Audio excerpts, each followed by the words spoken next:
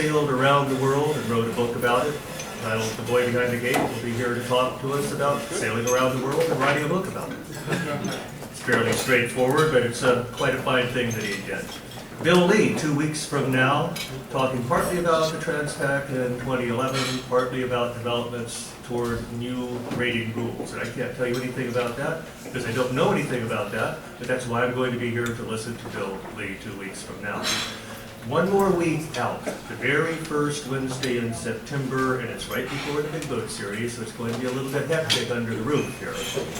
But a special program, the state governor of Pohnpei is going to be here to talk to us about a plan to create a marine reserve, a marine park, an ocean park they're calling it, encompassing the entire Federated States of Micronesia.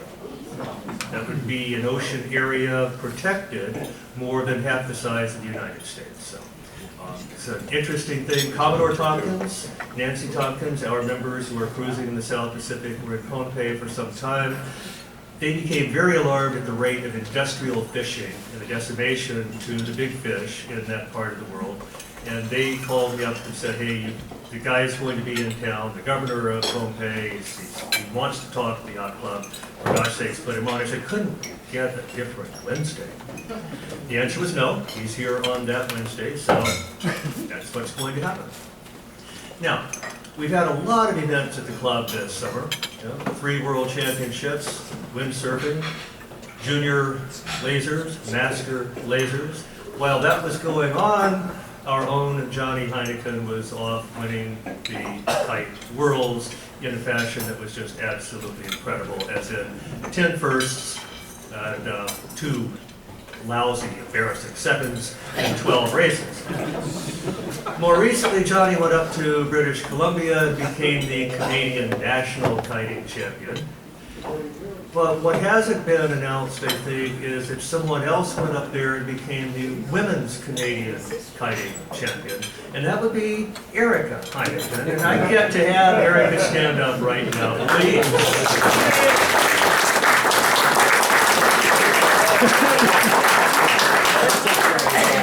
Get used to it, Erica. It can happen again. All right. I did just come in from Tinsley. Johnny and I haven't really figured out how we're doing this program, but he has a tribe here.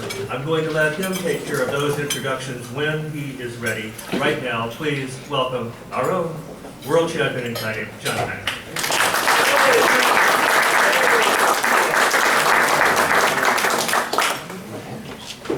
Thanks, Kimball. I guess I'll just go over how we are going to do it. I'm just going to talk a little bit about kite racing and where the sport is now, but I'd like to recognize the kiters that did show up and the ones that are stuck on the Richmond Bridge in traffic. Over here in the corner, the infamous Chip Wasson.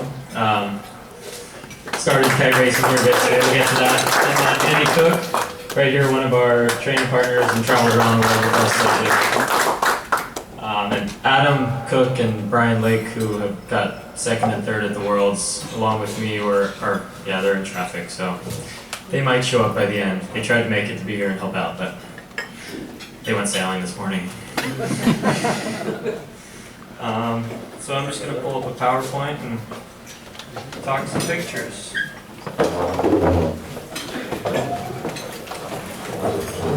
And it looks like it fits. So, is this not close enough?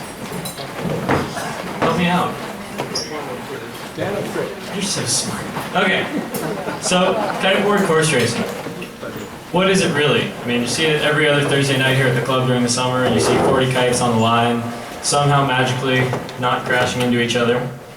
And it looks something like that, and every once in a while it looks something like this, and then it goes into that, and then it's a little bit scary. But so every time I get off the water, people are always asking, how does that not happen? What are the rules? What's going on? It seems like even the sailors are a little bit confused with how the racing's going. And it's really just sailboat racing, so I want to kind of reiterate that a bunch of times, but it's sailboat racing with a few different aspects, namely a third dimension, because you have this kite that you can move around in the sky. So let's start with the physics of it. Just a really basic kiteboarding lesson, what's going on the race course. Oh.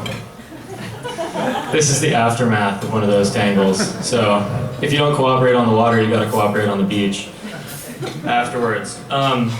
Something I really want to talk about is just the basics of apparent wind sailing. It's any fast boat, multi-hulls, skiffs. I think I used the same slide when I did the 29er talk here, but it's just the faster you go, the more the wind comes from in front of you. And so really we're always sailing upwind. And that's what allows us to go 1.5 times the wind speed all the way around the course, or downwind at least. So there you can see you basically have true wind coming straight down the page, and your boat speed, it's exaggerated, but if your boat speed was 3 times the wind speed there, you're actually going upwind, going downwind. So that's the most important concept for us. And I'll get to why kiting can increase your apparent wind even more than any other sailboat out there, and why we can be really fast downwind because of it. Oh yeah. And I kind of wanted to show this concept of moving the kite to create your apparent wind. So when we're going around the course, we can move our kite vertically or downwind of us in anywhere in this hemisphere downwind of the kiter. So if the wind's coming from behind me, I can basically control my kite and have it anywhere downwind of me at any time I want, just by moving the bar and steering the kite there. So if I want to create more power, I can move the kite to generate more speed. I'm not sure if this thing's online since we're not using my computer, but I wanted to give you a really extreme example of that. Oh. How about we do it at the end, since we had to switch this to a different computer. But basically it was going to be a guy jumping really high by looping the kite, which is essentially what we do when we go around the weather mark or when we tack or anything like that. We can control our speed by moving our kite, which is a very unique aspect of kiting as sailing. We can control our power just by moving the sail. We don't have to pump it, we don't have to tack and wait for the sails to fill. In fact, we don't even have to change the flow on our sail when we tack, because if we head up into the breeze and put our kite above our head, it's actually staying full the whole time. The sail doesn't flip relative to the mast and then fill again. So I think that's something that is extremely interesting for kiteboarding, and something that I was thinking about when I was sailing against the AC-45s is like, this might be my little advantage. So that was fun. Moving on. So this third dimension makes the actual racing a little bit different. So let's start with starts, for instance. If you're lining up on the starting line, it's the same as any other start with a sailboat. You're coming up to the starting line, you're trying to create your hole, you're trying to create your lane, and you gotta hold that until, and I always said, it's not a good start unless it's a good start a minute after the start. So you gotta be able to control your lane until a minute after that start. But you can't just say, oh, there's a little hole in the water, I wanna go there. And you'll see in all these pictures, in fact, if you look on the blue screen right in front of you, this plug doesn't stay in. But basically, you're looking in the sky as much as you're looking on the water, because if you can't bring your kite through a hole, you can't go there either. And you'll end up on the beach, like Erica was after that race. So this is kind of some pictures going into a start here. This is during the Worlds when they were here at St Francis Yacht Club in '09. And you can look at these people, these kiters, and they're focusing as much upward as they are on the water. And there's a little bit of yelling, and I'm sure there's some kite rubbing right there. But you have to make sure that if you're going to go below somebody, your kite's going to fit below their kite. And if you're going to go above somebody, your kite's going to fit above theirs. So it's a very different type of starting. And that's really fun, because you never know what's going to happen, basically. And these are just pictures off the line. You can see that this continues, even there's your minute after the start or whatever. So if you could hold that lane, then you're doing well. And also, we're kind of getting to the point where we're starting to sail more like boats. We're doing protests. We're going through the normal sailing thing. I don't know, that's not very well put, but we have the normal sailing rules basically. Overlaps are if the boat is overlapped. It's not the kite, it's the board. and crossings happen just the same way, but we have to interpret the rules a little bit differently. Hence, we have the experimental rules of kiteboarding, which are basically the rules we go by. So it's just sailing rules that have been adapted to basically work with kites. So for instance, my kite is 25 meters away from me, so if I'm on starboard and somebody wants to duck me, they could go all the way around my kite if I put it on the water. So if I'm on starboard and I want to make somebody duck me, I could put it all the way on the water, and that's not really fair. So we have these rules that sort of interpret the average sailing rule and make it applicable to kiting. So for instance, if I'm on starboard, I actually have to keep my kite up reasonably high to let somebody pass below me if I can, if there's nobody above me, for instance. So the rules have been adapted to work with our form of sailing so that we don't have as many of these really silly looking drawings that are incredibly hard to explain in the protest room, because you can't draw a 3D situation on a piece of paper like that. And we're getting even better with that because now we are able to do 360s to alleviate ourselves from penalties. Unlike we used to have to take a 20% penalty after the racing, you'd end up still drawing a picture, going to the room, explaining, yes, I was wrong. So it's really grown a lot as a sport organizationally and rules-wise, as well as tactically. The sailors are growing up with it. So that's what's bringing the game forward. I think that's what I wanted to hit there. So along with this growth in the rules and organization, the boards, the gear, this is what's allowed it to grow, because as we go faster, as the angles get better, it is more like normal sailing, and the sailors get better with it. So I'm going to take you a little bit through the growth of the gear here, and this was, I think, the second national championships that was held in 2008 here, and you can see there's just a tons of crazy things going on. And this was right at the beginning of the sport, basically. You go out there with your surfboard, and then you go out and race once, and what do you want to do? Well, you want to go faster the next time. How can I point higher? How can I go lower downwind?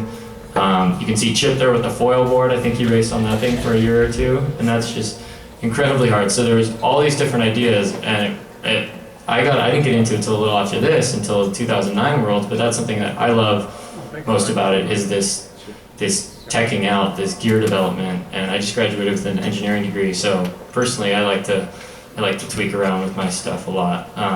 And you can see, even from the year before here, the boards are wider, the fins are bigger, and I think that they had way surpassed what was going on the year before. And a lot of this is due to a local guy, Mike Zychek, who we're lucky enough to work with, and he's just basically the fastest, best board designer in the world. This year alone, he's shaped the boards that got 1, 2, 3 at the World Championships in kite racing. A shape of his won the Formula Windsurfing World Championships, and a board that he made holds the world sailing outright speed record at 55.7 knots, all in this year. So that's a guy that lives in El Sobrante, and we're lucky enough to be able to design stuff with him. And I put this picture in here just because I love it. One day when the Oracle boats were out here, I was able to go line up with them. I think 3 or 4 of us went and just sailed against them for a whole 2-hour session. They were out match racing, and somebody shot some pictures. But it was incredible that these boards that we've developed here in a couple of years are holding on to, like, holding a lane against the AC-45s, these $1 million boats, and we're on $2,000 board on a kite. I mean, these things didn't go upwind 15 years ago. So we're pretty happy with that, and we think there's a lot of development to keep going, and I think a lot of that's actually been happening with the kites. I mean, if you look at their wing sail versus our spinnaker that we're using to go upwind and downwind, we've got some work to do there, but luckily we're kind of maxing out on the board development. So there's just a few shots where we come this year. Since January, well, that's an interesting look. No, you think? Okay, so since January we've come from that board on the left, which is a board I took to Baja, and now Erica's riding it, basically to the board now on the right, and there's minor changes, but they make a huge difference in how the board rides. The most important just being that it's wider and the fins are longer. You can't really see that, but this is one of those boards right here. And you guys should come pick it up at the end of the day. It's incredibly light. So it's been pretty fun working on this development. I threw this in because that's just basically the SF team at Worlds in Germany last month. And I thought I'd put a couple pictures in to show you guys how the boards are really riding. And if you looked at those first pictures, you'd see that everyone's basically edging a surfboard and pushing tons of water. And we're to the point where we're riding just like a windsurfer. The boards are completely flat, riding the fins, basically hydrofoiling, barely touching the water. And it's incredibly fast. So a few pictures of that. We're pretty proud of what we've done with the boards this year.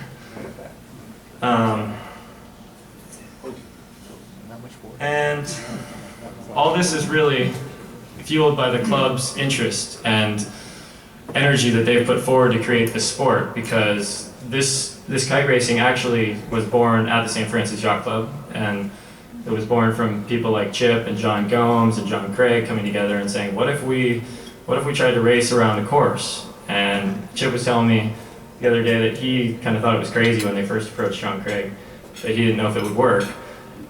So they set up a schedule. They raced on ebb tide days so they could get upwind, even make it around the course. We still have that schedule because it's just kind of how it is, but we don't need it. We can race when it's flood tide. We could race right now and it's 10 knots and flooding. So where we've come is incredible, but it's all because of the club. And this really started in, I think, was it 06, Chip? Yeah, 06. 06 when they did the first one, and they held the 2007 and 2008 nationals here, and then getting the class ratified by ISAF was a huge step to becoming a legitimate sailing class, or that's what made it a legitimate sailing class. So the first World Championships were held here in 2009. So those are really three of the biggest events that got this sport going, and that combined with the Pro Tour, the Pro Kite Tour picking it up, and then all of a sudden kite racing was a huge discipline for the kiteboarding world, and now as a sailing class. And we're pretty happy to even be recognized as a sailing class at this point, to have things like Scuttlebutt putting articles in, and all this interest from the AC side. People are really into what's going on with the kiting too, so we're pretty happy with that. And along with that kind of goes our Worlds next year in Rio de Janeiro in Brazil, and that is because basically they're trying to push it to go into the Olympics in 2016. So there's this push to make kite racing, some form of kite racing, an Olympic sport, which would be very exciting and really help us take off even more. But unfortunately, there's always downsides to going to the Olympics. Like right now, it's pitted against windsurfing, so it's either kiteboarding or windsurfing, things like that. So there's always politics like that, and the IOC trying to make it as exciting as possible, maybe changing the format from course racing to slalom or something like that. But basically, we're working on pushing it as far as it can go, as long as that doesn't hurt the sport of kiteboard course racing that we love. So we're working on pushing it, and if the Olympics is part of that, we'll be pretty happy, but we're going to try to make sure that it works on the right terms. So that's next up. There's when I was talking about the St. Francis slide. And this goes along with the club always pushing the really exciting sports and the things that aren't quite recognized at a lot of big prestigious yacht clubs that have a lot of big boat events. This is the start to the Bridge to Bridge event, which I think happens in 2 weeks. And unfortunately, I'm going to miss it. But Next Thursday. So, 18-foot skiffs, windsurfers, kite racers, all starting outside the Golden Gate Bridge to race to the Bay Bridge in one of the craziest races I've ever done. I think I've only finished it like once. So that was kind of why I put that one in there. And that's really all I had planned. So I wanted to have some time to take questions from you guys, because I'm sure I didn't address all the questions about how kiting